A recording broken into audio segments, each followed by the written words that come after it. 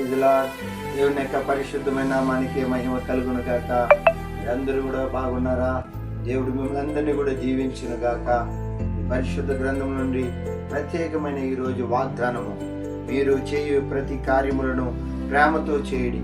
కొరింథీయులకు రాసిన 16వ అధ్యాయము 14వ వాక్యములో చెప్పబడిన మాట ఇది. ప్రియులారా, ఈరోజు నువ్వు ఏ పని చేసినా దేవునిందు నమ్మకుంచి, అలాగే నమ్మకముతో కలిసి ఆయనందు ప్రేమ ఉంచబడాలి. ప్రేమ లేనివాడు నావాడు కాదు.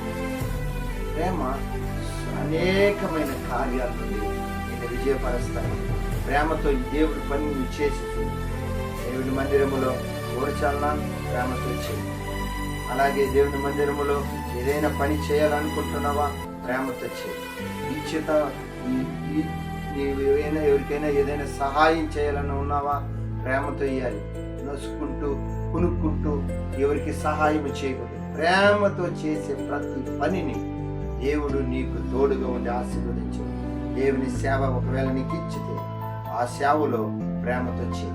ప్రేమ సంపూర్ణమైన ఆశీర్వాదమును నీకు నీ కుటుంబానికి తెచ్చిపెట్టునని ఈరోజు ఉదయకాల సమయంలో సేవకుడుగా మనం చేసుకుంటున్నాను. ప్రేమతో నువ్వు చేసు.